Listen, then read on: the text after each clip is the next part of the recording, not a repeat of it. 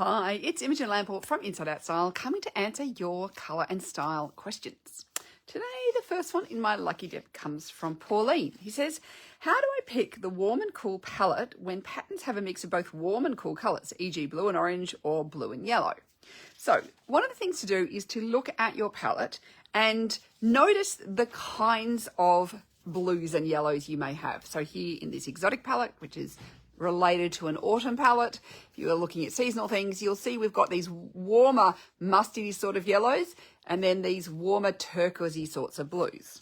Versus if you look in this dramatic palette, which is related to a winter palette, you'll see we have both the warmer blues but also the cooler purpley blues, and our yellows are much more light lemons. They haven't got the orange tones of these warmer palette colors. So when you're thinking about finding a pattern and it's got both, you want to just make sure that if it's got blue and yellow in it, or blue and orange, well, orange is only ever warm. So it's never going to suit someone who has a cool palette.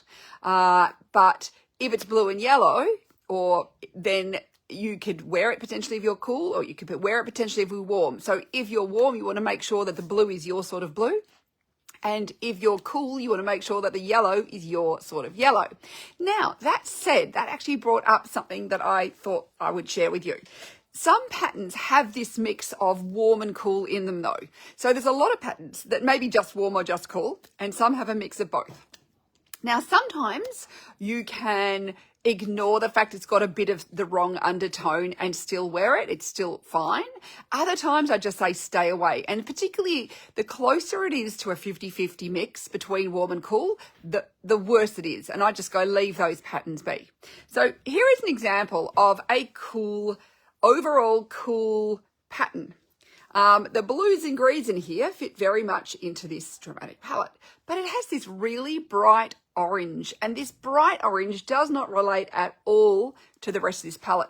So this is one, because the orange is advancing, so when we think about our warm overtone colors advance, and this is because, when we're thinking overtone, we're talking about yellows, oranges, pinks, reds, the warm red violets, they are more advancing, so they pop out and we notice them. So in this fabric, which it's mostly blue and green, so the orange is advancing, we really notice it, and so it grabs attention. And I'd say not great for someone who is cool, and there's too much cool for someone who is warm.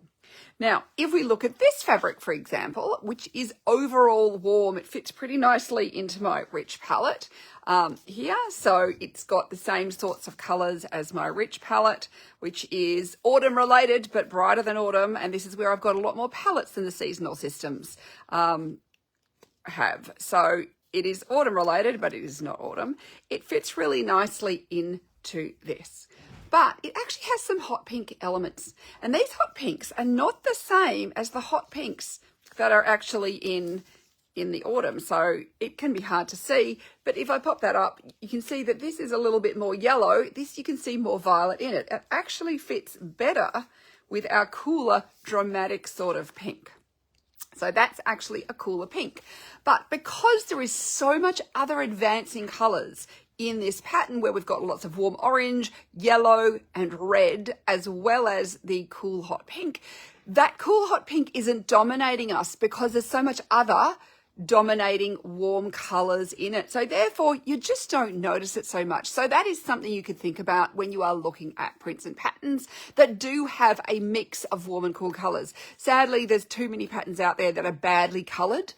So don't think it's you. If you are struggling to identify what palette a pattern fits into, it's probably because it's badly colored. And so there's a lot of patterns out there. I just would avoid them completely because they are just not well colorized.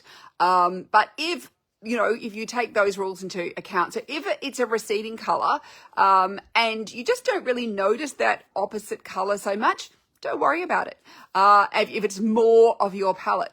But if it's an advancing color, so one of our warm overtone colors, reds, yellows, pinks, oranges, those colors which pop and come forwards, particularly against a receding background of the blues and greens, then I would completely avoid it. So hopefully that helps you when you are looking at different prints and patterns to figure out if that one is okay for you or not.